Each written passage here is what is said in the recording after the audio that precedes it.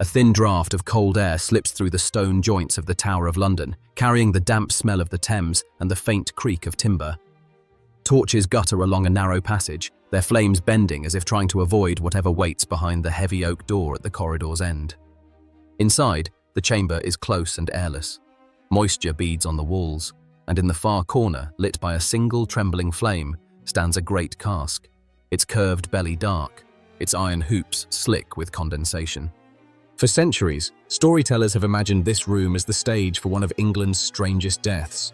A duke, the king's own brother, drowned in a barrel of sweet malmsey wine. That story doesn't begin with eyewitnesses, it begins with silence. What we can say with confidence is that George Plantagenet, Duke of Clarence, died in this fortress in February 1478. What we cannot say, because no official record dares to, is how. Contemporary documents fall quiet at the very moment they should speak. That silence created a perfect vacuum, and rumour rushed in to fill it. The Malmsey tale survived because it was vivid, because it fit Clarence's troubled arc. A prince of privilege and volatility, a man repeatedly drawn toward the edge of disaster. Later Tudor chroniclers, fond of poetic justice, turned an unrecorded execution into a moral parable. Wine became metaphor, sweet, suffocating, and symbolically fitting for a man undone by his own appetites. But a memorable story is not automatically a reliable one. The truth might have been stranger, simpler, or just painfully mundane. The cask endures not because it's proven, but because it's unforgettable. To understand why this image still echoes centuries later, we need to walk backward through Clarence's life, through his rivalries, betrayals, ambitions, and the bruised loyalties that led him to this silent room. So we open the door and begin where his downfall truly starts, with a prince who could never decide what kind of brother he wanted to be. A grey morning haze settles over the palace yard, softening the timbered roofs and muffling the clatter of hooves. In that muted space, we first meet George Plantagenet, Duke of Clarence, tall, handsome, unmistakably royal, and walking through his brother's court like a man unsure whether he belonged at the centre or just outside it. George was the middle brother, Edward IV above him, Richard of Gloucester below, and he was the most magnetic and the most turbulent. Chroniclers who lived through the period describe him as charming, politically sharp, and capable of deep loyalty. They also describe something less flattering: insecurity, a hunger for recognition that could twist quickly into grievance. Royal families born from civil war often bred volatility, but in George it burned a little brighter. He wanted influence equal to his birth, wealth that matched his ambitions, and authority that stretched beyond the ceremonial duties of a duke. His relationship with Edward IV mirrored this tension. They shared victories and counsels, but a thread of mistrust always wound between them. Edward was commanding, charismatic, decisive, larger than life, and George often strained under the weight of that shadow. One season he stood as devoted supporter, the next he drifted toward nobles who whispered promises of greater importance. It wasn't treason, not yet, but it wasn't the reliability a king needed either. Even friendly courtiers whispered that Clarence rarely stayed on one path for long. In a medieval court, unpredictability is a liability. Small shifts in alliance can tilt the balance of power, the way one unexpected move in a boardroom can throw an entire strategy off course. Some at court viewed George as a potential heir should Edward falter. Others saw him as a wild card waiting for a reason to rebel. Both impressions, fair or not, shaped how people interpreted every decision he made. And to understand how those impressions hardened into real danger, we need to turn to the most influential man in George's early political life. A noble who believed he could make kings, break kings, and reshape England with his bare hands. Richard Neville, Earl of Warwick, earned his title the Kingmaker not as a flourish, but as a literal job description. He placed kings on thrones, toppled them, and challenged the very idea that royalty was unshakable. For George Plantagenet, Warwick was more than an ally. He was a mentor, a father-in-law, and, most dangerously, a path toward the power George believed he deserved. Their alliance deepened in 1469 when George married Warwick's eldest daughter, Isabel Neville. The union fused Clarence's royal blood with the vast Neville power base, creating a political force that alarmed Edward IV. Contemporary records agree on one point. Together, George and Warwick were combustible. George felt elevated, Warwick felt vindicated. and both began entertaining ambitions that stretched well beyond reasonable reach. When Warwick rebelled against Edward IV later that same year, George chose his side, and it was not the king's. It was an outright break with his own brother. Chroniclers describe this moment as a decisive turn, revealing how susceptible George was to grand promises. Warwick offered him the possibility of kingship, or something near it. Whether George believed those promises or simply wanted them to be true is unclear, but his choice was unmistakable. He followed the kingmaker into open revolt. The rebellion collapsed, and the price of backing a fallen titan was steep. George returned to Edward as the repentant brother, offering loyalty once more. Edward accepted him back, publicly and with ceremony. But the memory of Clarence standing beside Warwick, sword drawn against his own family, never faded. Broken trust in wartime does not heal easily. Warwick's ghost followed George long after the Earl's body was sealed in its tomb. It lingered in court whispers, shaping how nobles interpreted Clarence's every action and colouring each misstep with suspicion. And that lingering mistrust set the stage for the uneasy chapter that came next.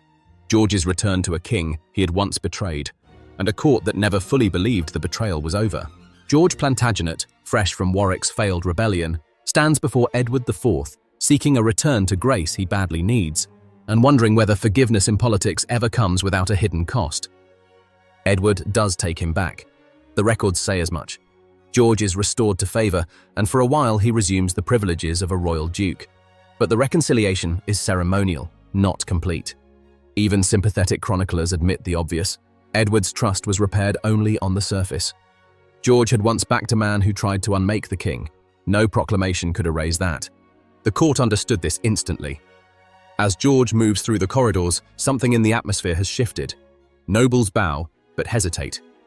Advisors hear him out, but their eyes tighten when he speaks too boldly. It's the same kind of polite unease you might see when a once trusted executive returns after siding with a rival. Decorum on the outside, doubt underneath. George isn't excluded. He's monitored. Every alliance, every comment is weighed more heavily than before. For George, this new reality is both suffocating and energizing. He wants to prove himself indispensable, yet his ambition makes others suspect he's gathering influence again. Edward assigns him responsibilities, but always with boundaries. And as those boundaries tighten, Richard of Gloucester quietly rises to become the king's most trusted lieutenant, a development that stings George more than anyone admits out loud. Still, for a short time, the fragile peace holds. George attends councils, manages his estates, and performs the rituals expected of a restored duke. But beneath the surface, tension pools like water behind a blocked drain. Tension fed by marriage, inheritance, and the immense wealth tied to the Neville family. And it is through that marriage and the power it promises that George's next and most dangerous troubles begin to form. In this quieter phase of a kingdom still recovering from civil war, George Plantagenet begins shaping his most ambitious plans. At the centre of those plans stands his marriage to Isabel Neville, one of the greatest inheritances in England, and the spark that would ignite a deep struggle over power and influence. Through Isabel, George became tied to the vast Neville estates stretching from the Midlands to the north. Her father, the late Earl of Warwick, had controlled enormous lands, castles, and revenues, wealth significant enough to challenge a king, as recent history had shown. After Warwick's fall, the question of who should inherit this power became a legal and political maze. George thought the answer was obvious. Through Isabel, the fortune should flow to him. But the law, tangled with rival claims, dowager rights, and royal oversight, did not immediately agree. And Edward IV, wary after a rebellion involving the same family, was determined not to let any single noble, especially George, reassemble Warwick's power base. To George, every delay or compromise felt like a deliberate slight. Chroniclers note his growing irritation, sharper arguments, and increasing frustration whenever the rights of his wife, and therefore his own prominence, were questioned. His ambition, pride, and insecurity began to intertwine more tightly, feeding the belief that he was being held back by those who feared his potential. Meanwhile, Isabel's sister, Anne Neville, became a political prize in her own right. Richard of Gloucester married her, gaining another slice of the Neville inheritance.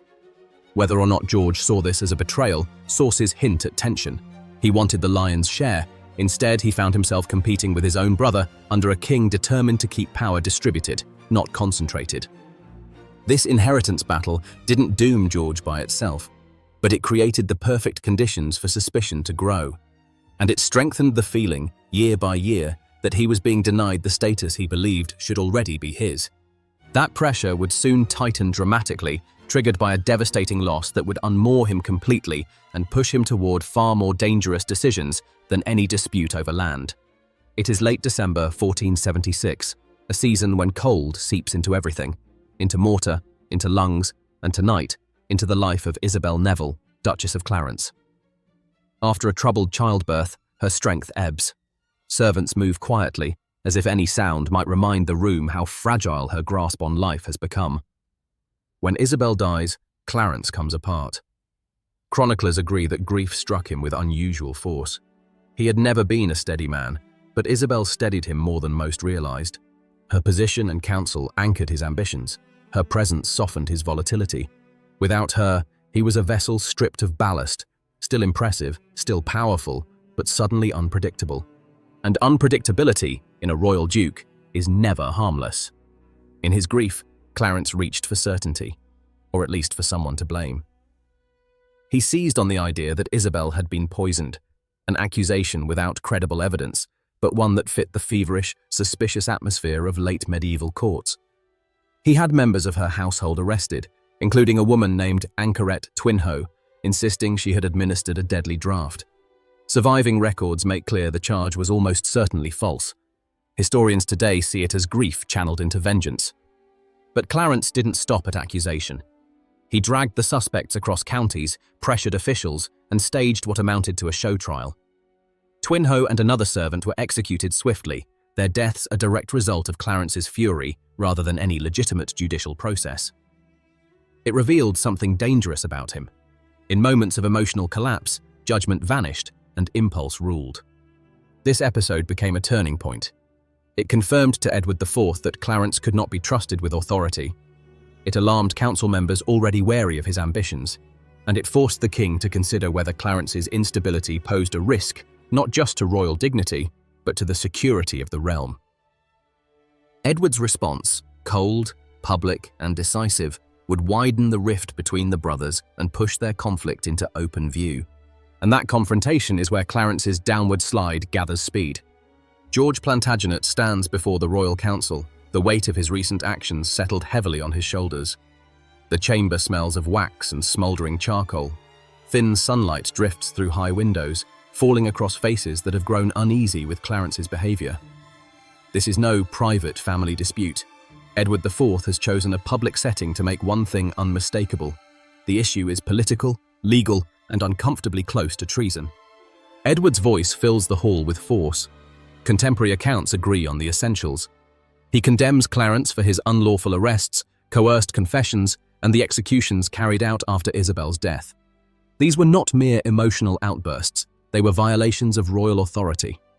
Clarence had acted as if he held sovereign power in his own right, something no medieval monarch could tolerate.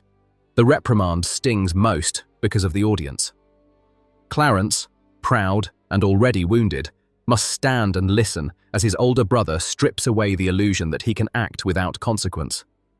Some chroniclers say he stood silent. Others claim he attempted a weak defense, only for Edward to cut him down with sharp retorts. Either way, the result was the same. Whatever trust had survived their earlier conflicts thinned to a thread. After the confrontation, nobles whisper that the king's patience has finally run out. Edward, who once forgave his brother for joining a rebellion, now seems unwilling to overlook even the smallest misstep. Clarence, meanwhile, sees not justice but humiliation. His resentment deepens, and he pulls further away from the brother who once shielded him. The reprimand does not slow Clarence's descent, it speeds it up. A chastened man might have stepped back or rebuilt his standing quietly. But Clarence is not that man. His grief and pride push him instead toward rumor, prophecy, and dangerous whispers, spaces where truth blurs and consequences sharpen. And in those gathering shadows, he begins setting in motion the next, far more perilous stage of his downfall. Indoors, the halls are dim except for torches sputtering against damp stone. Each time a door opens, Cold air sweeps in, and the flames jump. It's in these half-lit passages, where servants walk fast and courtiers keep their voices low, that George Plantagenet drifts toward dangerous whispers. After his public reprimand, Clarence should have stepped carefully, but the loss of Isabel, the bruising inheritance battles, and the humiliation before the council had left him brittle. Chroniclers describe him during these months as restless, suspicious, and prone to seeing hidden meanings everywhere. This is when the infamous prophecies take root, rumors moving through the court like a draft through loose shutters. The most notorious claimed that a man whose name began with the letter G would one day depose Edward IV. Some sources suggest Clarence repeated the prophecy. Others imply it was used to frame him. The evidence is thin, but one thing is clear. Edward believed Clarence was encouraging dangerous talk. In a medieval court, these were not harmless superstitions. Rumors could be political weapons, sowing doubt, feeding factions, and hinting at succession schemes. Edward had fought too many battles to ignore the possibility of treason wrapped in superstition. At the same time, another troubling case unfolded. Clarence inserted himself into the investigation of John Burdett, a longtime retainer accused of plotting against the king. Accounts differ, but many indicate that Clarence helped produce or circulate confessions, documents Edward considered manipulated or outright false. This wasn't a brother defending a servant. It looked like a duke meddling in royal justice, shaping narratives to suit himself. No single accusation from this period would meet modern standards of proof. But the pattern was unmistakable. Clarence's behavior fed the belief that he was no longer simply grieving or lashing out. He was drifting into matters that touched the stability of the crown. And for Edward, who had already forgiven one rebellion, this was far too close to conspiracy. Whispers spread again through the corridors, but now they concerned the king's thinning patience. Clarence, unaware of how deeply he'd alarmed his brother, continued speaking boldly and acting impulsively. Each step pushed him closer to the line between disobedience and treason. And when he finally crossed it, or merely seemed to, the king's next response would not be another warning. It would be an arrest. Inside the chambers where royal justice is handed down, the air feels heavy, thick with expectation, with unease, and with the soft rustle of documents that can decide life or death. It is here, among ink-stained desks and wary officials, that George Plantagenet makes the move that finally convinces Edward IV he has gone too far. John Burdett, a long-serving retainer of Clarence, had been arrested on charges tied to treason, an accusation serious enough to darken any noble household. The nature of the plot remains unclear in surviving records, but all accounts agree on the essentials. Burdett was implicated in something the crown considered dangerously seditious. Most nobles would have taken a careful step back, letting royal justice unfold without interference. Clarence did the opposite. He intervened aggressively. Chroniclers report that he produced, encouraged, or circulated statements tied to Burdett's case. Confessions Edward viewed as tainted, coerced, or outright fabricated. Some later historians argue Clarence aimed to portray Burdett as an innocent victim of overzealous officers. Others believe he was crafting sympathy for himself. Either way, the effect was the same. Clarence appeared to be manipulating a treason trial for political ends. For Edward IV, already strained by Clarence's erratic behavior, this was more than misguided loyalty. It was a direct challenge to the authority of the crown's courts. Medieval kings tolerated rivalry and ambition, but interference in treason proceedings was something else entirely. It hinted at a noble trying to shape the kingdom's narrative, or worse, testing how far he could push against the king's stability. In a realm still scarred by rebellion, such hints carried real weight, and the timing could not have been worse. Clarence's reputation was already fraying. The dangerous prophecies, the volatile grief after Isabel's death, the unlawful executions.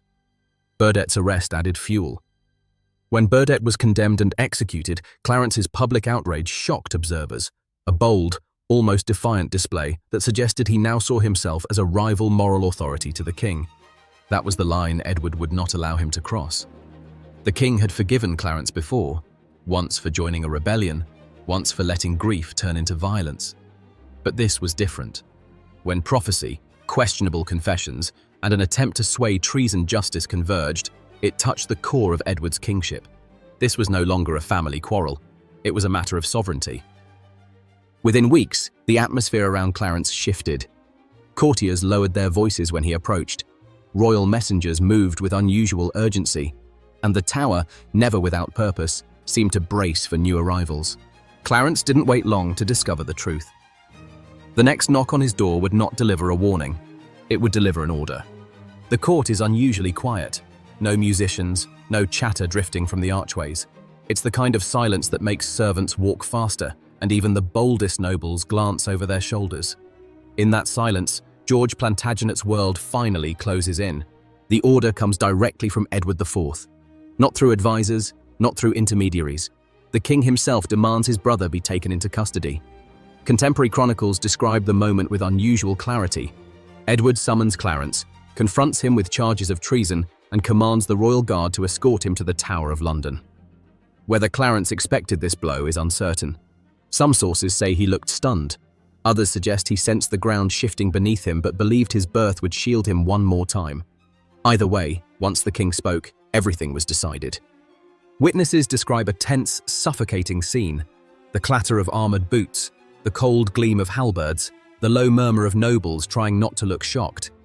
Clarence, for all his volatility, does not resist. Perhaps he knows resistance is pointless. Perhaps he still hopes Edward won't destroy his own blood. Guards escort him through the palace, down rain-slick steps, and toward the waiting barges on the river. The journey along the Thames is rarely shown in dramatizations, but it mattered. Being rowed to the tower under guard was a clear, unmistakable signal. This was not a reprimand or a brief confinement. It was the route taken by traitors and conspirators, the path for those the crown considered too dangerous to leave in the open world. As the oars dip through the water and cold spray hits Clarence's cloak, the tower's jagged silhouette rises ahead. Passing through Traitor's Gate seals his fate. The water slaps against the stones as he enters, echoing his new status. No longer a duke with grievances, no longer a brother with complaints, but a prisoner, an accused traitor held by royal command. Records say he was housed in chambers fitting for a royal captive, but the walls were still the same stone that had witnessed countless final days. At court, shock quickly turns to speculation. What evidence does the king possess? Is this another rift that might heal? Or has Edward finally decided his brother's instability threatens not only the dynasty, but the realm itself? For the first time, the question is not if Clarence will face judgment, but how. And that judgment will not come from the king alone. It will come from Parliament, an arena as unprecedented as it is ominous. A pale winter light filters through the mullioned windows of Westminster Hall, catching on motes of dust and the silver tips of spears held by the king's guard. Today, they will judge a royal duke, the king's own brother. George Plantagenet is brought forward not in shackles but in quiet dignity, escorted by guards who maintain a respectful distance. He knows the rituals of political theatre, but this is something different, a proceeding designed not only to weigh guilt, but to assert the full authority of crown and realm. Parliament rarely acted as a court for high treason, and almost never for a man of Clarence's rank. The gravity of the moment hangs over the hall like the cold. The charges are delivered formally. The unlawful executions after Isabel's death, high certainty. The meddling in the Burdett case, high. The circulation or endorsement of seditious prophecies, medium. And the broader claim that Clarence acted in ways that undermined the stability of the crown, medium. Rather than hinge on one decisive act, the accusations form a cumulative portrait of danger. Edward IV himself presents portions of the case, an extraordinary act underscoring how personally he views the threat. Clarence does not defend himself with the vigor many expected. Some chroniclers say he stood silent. Others suggest he spoke briefly, perhaps trusting his royal blood to spare him. Whether out of pride, resignation, or miscalculation, his restraint becomes part of the spectacle. Silence here does not read as neutrality, it reads as surrender. The peers deliberate, though likely less freely than the ceremony suggests. The political winds are clear. Clarence's past rebellion with Warwick, his interference in royal justice, and the corrosive rumours of prophecy have convinced many he is not merely unstable, but dangerous. And behind every whispered judgment stands an obvious truth. If the king believes Clarence must fall, few will challenge him. The verdict arrives with grim inevitability. Clarence is declared guilty of treason. The sentence is death. Yet secrecy immediately wraps the judgment. Parliament specifies no method, no date, no public spectacle. It will be a private execution. Unusual, but not unheard of for royalty. No outsider will witness the final moments. No chronicler will record the details. That deliberate silence will become the seedbed for one of England's most enduring legends. As Clarence is led out of Westminster Hall and toward the Tower once more, the cold Thameside wind hits him like a final reminder. The realm has judged him, and in its judgment he stands alone. Ahead lies only the Tower, the King's will, and a death destined to blur into shadow. Today, the King intends to end a life, and to do it without spectacle. No scaffold, no crowd, no echo of an axe reaching the city beyond these walls. Privacy, not pageantry, will define the moment. George Plantagenet has been confined here for weeks, perhaps months, housed in chambers suited to his rank but stripped of everything else. He has not been mistreated. Royal blood demands a certain dignity, but isolation can gnaw more effectively than chains. The Tower shrinks the future to the size of its rooms. Guards are polite but silent. Meals arrive without news. Beyond the walls, London carries on as though the fall of a duke is just another matter of governance. Clarence, once loud with ambition and presence, is reduced now to waiting. The historical record falls silent on what comes next.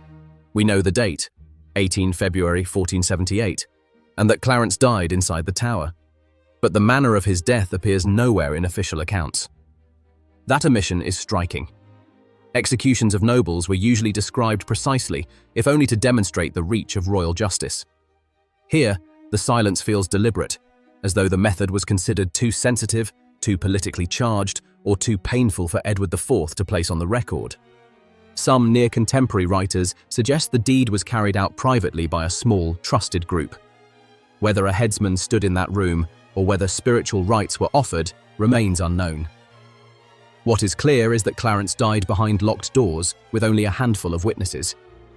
The Tower, long accustomed to keeping the kingdom's darker secrets, kept this one especially well. There is a human weight to that secrecy. Clarence, for all his failings, was still the king's brother. Ending his life could not have been simple, even for a monarch hardened by war and politics. Some historians believe Edward chose privacy to control the narrative. Others think it was to spare the royal family the shame of public spectacle. A brother ordering the death of a brother, lawful or not, carries a moral heaviness few rulers could bear openly. And in that silence, the soil was prepared. A quiet room, closed doors, no witnesses, nothing written.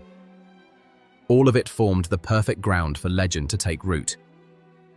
Before we step into that legend, we pause here, inside the real silence of the Tower Chamber where Clarence's life ended, unseen and unrecorded.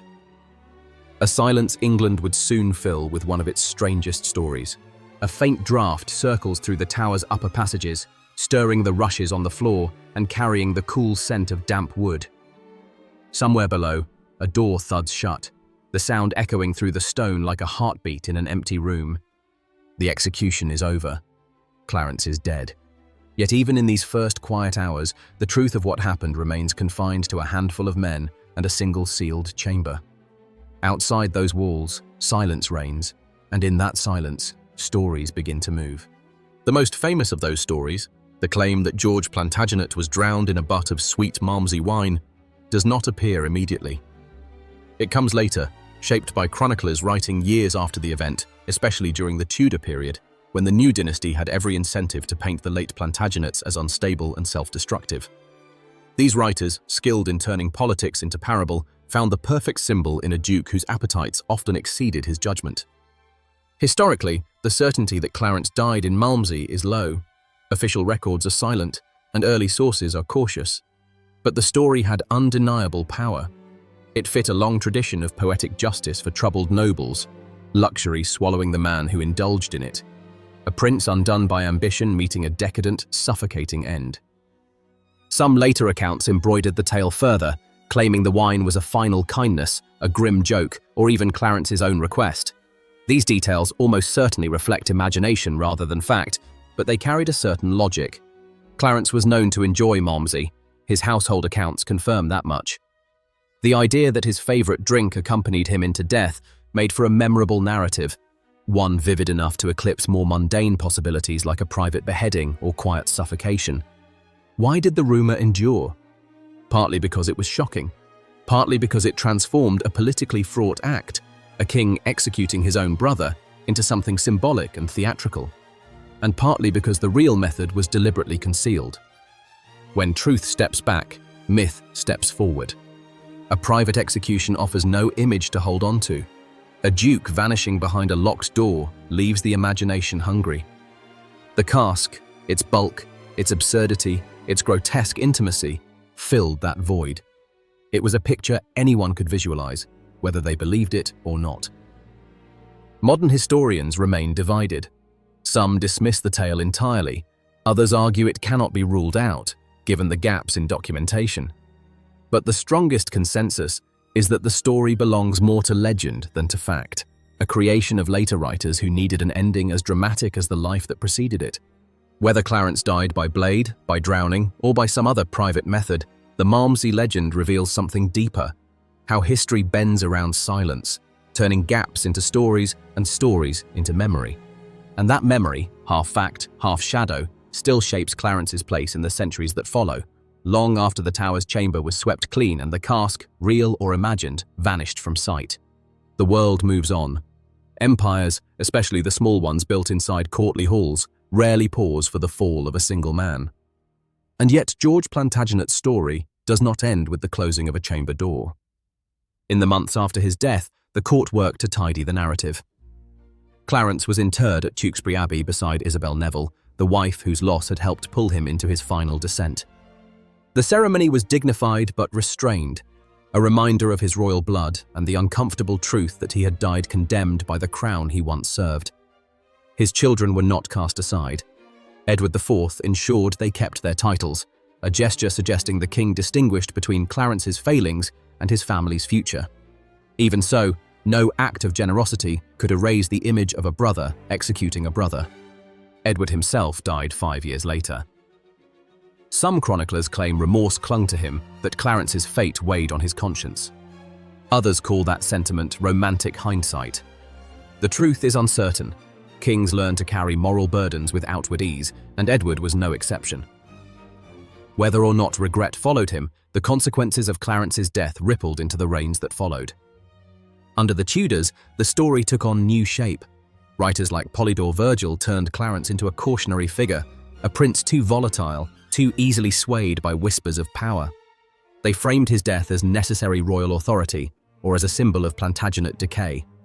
And the Malmsey legend, vivid and grotesque, became the anchor. It appeared in chronicles, then in plays, and eventually in Shakespeare's hands, where Clarence's drowning served as both spectacle and lesson. Over time, fact hardened into myth, and myth, repeated often enough, became memory. Modern historians try to unwind those threads. Clarence emerges not as villain or martyr, but as a complicated man shaped by civil war, family rivalry, and his own temperament. His flaws were real: impulsiveness, ambition, poor judgment. But so were his grievances, concerns over inheritance, influence, and a king whose forgiveness and punishment often arrived with unpredictable timing. What lingers is how a prince so privileged could be undone not by one disastrous decision, but by a slow accumulation of missteps, misunderstandings, and moments of rash choice. His life shows how unstable royal power could be, even for those born closest to it. And his death, wrapped in secrecy and retold in legend, reveals how silence shapes history just as powerfully as truth. As the river darkens and the tower fades into silhouette, Clarence's story leaves us with a final thought. History rarely grants tidy endings. It gives us instead an uneasy blend of certainty and speculation, of human intent and political necessity, of what is remembered and what is imagined. In that mixture, George Plantagenet remains suspended, half prince, half cautionary tale, whispering from beneath the weight of a legend poured long after his life had slipped away. And so we close this chapter, stepping back from the shadows of the tower, ready to follow the next trail into the darker corners of the past.